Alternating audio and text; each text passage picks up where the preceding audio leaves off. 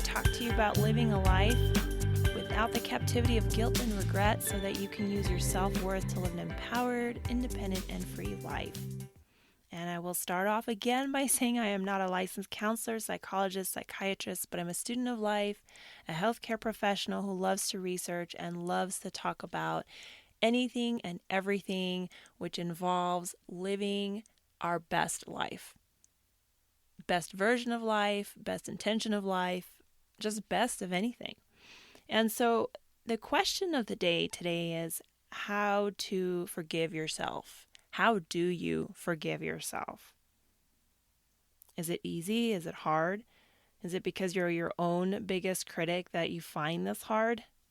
This is a question I have personally struggled with over and over again, from big things to small things. And the bottom line is I am extremely forgetful, and I know this is a weakness of mine, and I tend to forget a lot of things. My own son will ask me as we're pulling out of the garage, "Hey Mom, did you remember to check the oven and did you unplug the iron?" And usually I know the answer, but sometimes I will admit it. I park to recheck because I forget a lot of things. I have yet to forgive my own son, but I have forgotten to pay the water bill and learn the hard way. So yep, I said it. It's out there. I have done things that are extremely embarrassing, and I had a hard time forgiving myself for that too because, my son lives in this house. But after the moment of frustration and panic is over, things usually just calm down. But then there are bigger things that can be harder to forgive yourself for. And usually the question of how these actions and decisions have affected my future and affected the lives and the future of those around me, including and particularly my own son.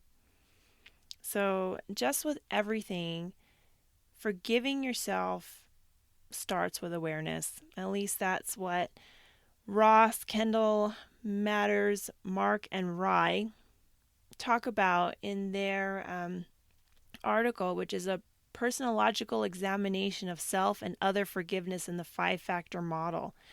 And the bottom line is that there are 5 things that we can do to help us forgive ourselves. And that first one is just realizing that you're a human being and understanding that there are things that you probably haven't forgiven yourself over. And I'm assuming that some of y'all, maybe all of y'all, have had some events in your life that you're not exactly proud of. I know for sure that I'm one of them.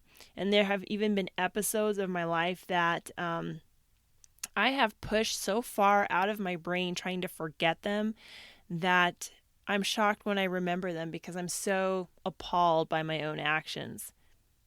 And so then comes the next question. Is my own inability to forgive myself and embrace the fact that I'm human and by default imperfect? Do I just need to extend a little grace to myself? And the reality is, yes, we do need to extend that grace to ourselves and understand that we are human. It's one thing to just keep doing it and not caring. It's another to realize that it was a big deal. And so, how does self-forgiveness really happen?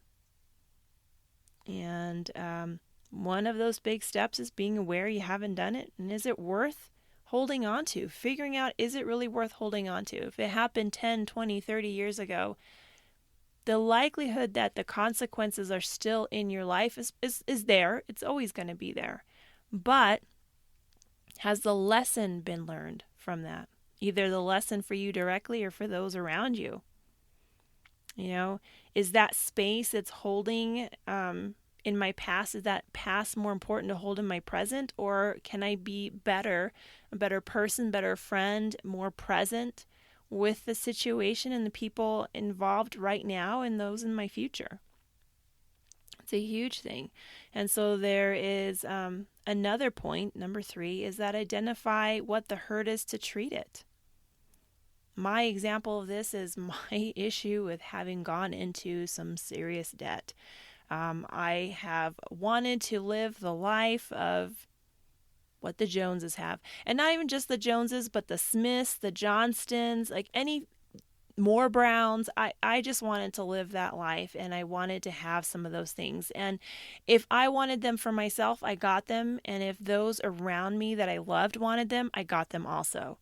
So I had a capability, but it was a misuse of resources. And so I was embarrassed. I was embarrassed that I lived a life that I had to work more than one job, more than two jobs, sometimes 7 days a week, 14 days in a row, 22 days in a row, because I'm at that point where I was living with the poor decisions of my past.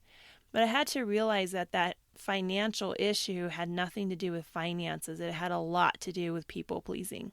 It was me being out of my normal element. And so I had to identify below the money to figure out what the problem was and extend myself some more compassion. And so when you do recognize that you need to forgive yourself, this actually leads to less anxiety and less depression. At least that's what Stanford University Scope newsletter says in their Success and Law of Attraction site. I guess Stanford has Success and Law of Attraction too. But they talk about anxiety and depression being linked to the lack of self-forgiveness. They also talk about, which I thought was very interesting, that some of our very neurotic behavior can be linked to the fact that we haven't forgiven ourselves about things. Kind of interesting. And then there's even more research that shows that people who extend themselves, some self-compassion, they're able to achieve more, learn more, and remain inspired and motivated for longer periods of time. So it's not about devaluating the situation, devaluating what you did or what someone else did in your circumstance, but just recognizing its place and its stance in your life. And it doesn't need to have a stance and place that is upfront, in your face, all day, every day. Somehow there's a view that being self-critical leads to, self-improvement, but self-evaluation can lead to improvement, but being self-critical is just evaluating yourself. So there's so much about how you can forgive yourself, and it's basically starting off with awareness, finding that you haven't forgiven yourself for everything, recognizing that you're human, giving yourself some compassion, identifying the hurt to treat it, and realizing that if you give yourself an opportunity to slow down, acknowledge that XYZ happened and that you may have had to do XYZ in return, that is also based on your thinking and your mentality and your psychology at that moment. But now you're different. Hindsight is always very clear, but the instruction, the lesson that we can learn out of that can do so much more for our future. And in that future, we can do so much more for other people. So self-forgiveness is not just about you, but about enriching the lives of those closest next to you that you want to make a positive impact for. So I hope you found this episode valuable, and if you did, like always, leave a review and subscribe. I'd appreciate hearing from you. And I'd also appreciate if you email me at Bettina@intherising.com with any other tips, strategies that you've ever used, or other ideas that you'd like to learn a little bit more about or have a little more research in front of you. You guys have a wonderful day.